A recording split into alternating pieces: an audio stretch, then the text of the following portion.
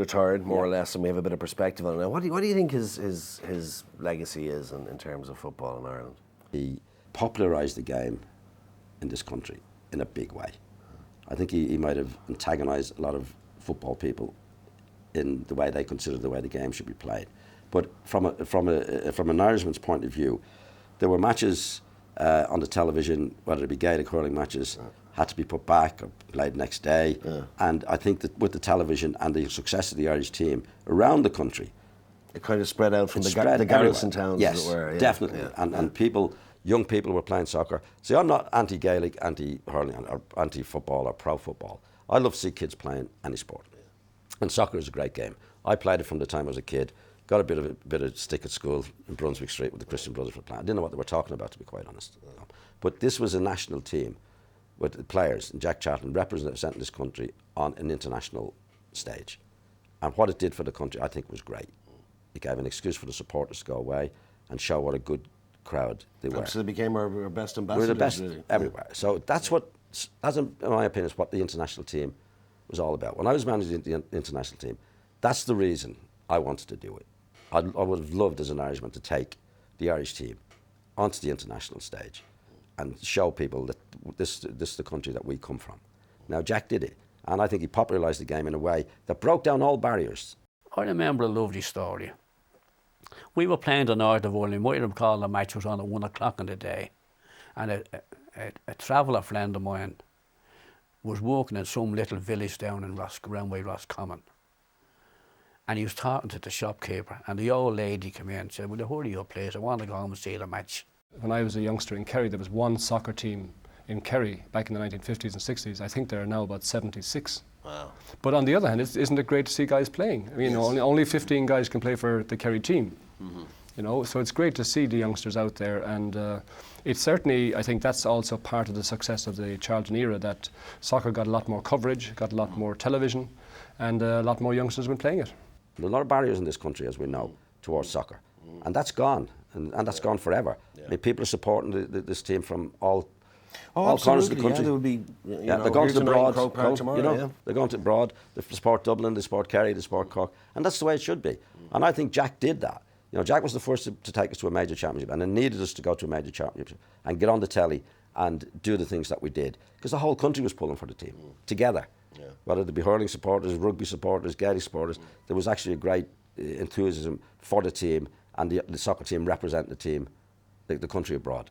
And I think that's the legacy, in my opinion, that Jack will leave this country. Jack, you know, later on, he received his Irish citizenship and his Irish passport. Was there was obviously there was no money involved in that, no money passed hands for that one, but Jack obviously deserved it. I certainly, when I brought it to the cabinet at the time, I certainly felt he deserved it.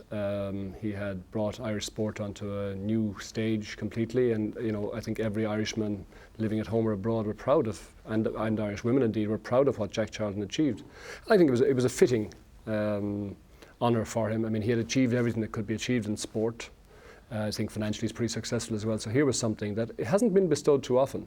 Right. It's a very rare honour. I think he's very proud. And I think certainly at the time he had no hesitation, and the day he came to the Rs to get it from Mary Robinson, and then we had a function in Ivy House, he was very, very proud. Me and him didn't see eye to eye with a lot of things, but I can't argue with what he got, what he brought to Ireland, you know, the successful level, but it had a limited time, and we found that out by 96. When we got to playing against Holland in that playoff game at Anfield. You know, that kind of, that was the end. But at the same time, you can't argue the success we got. We'd never even got near that before. So I would never ever argue with that. The method of it, well, we all have different opinions on, but can't argue with the success. You've got to say he's done fantastically well. I think he gave us a belief in ourselves that as a football team we didn't have, you know, which we now take for granted. I think he also gave us ordinariness, because he was an ordinary man, too ordinary at times. It certainly showed to me, you know, that you didn't have to be a complete bully, in love with yourself, look down on everybody else. You didn't have to be all them to be a star in the football world. And I think his dignity throughout all that. I mean, he'd lose the rag with you and he'd make a show of you, but it was over and done with at that time. And a very charming man who I would like to think he was a friend. There's not many managers I can say that about. Jack Charlton, I think, has left behind a great degree of honesty. He got honesty out of his players.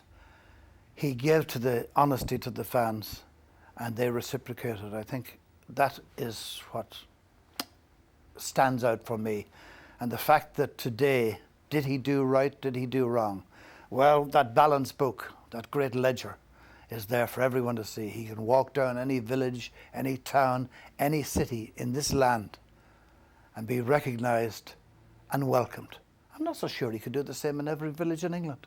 Came to Sunderland to see me play near the end of my career, and of course I've been telling the lads all the Irish stories, and it was Jack this, Jack that. They used to get on to me all the time. But he actually came to one of the games, so I got him Players Lounge tickets, so in front of all my teammates, you know, I was there with my hero sort of Jack thing, you know, and I had a big smile on my face. Jack came over and he went, you know, you were fucking hopeless today, you know. Nobody does it better than the Irish. Nobody. That's just because you're talking to me, John.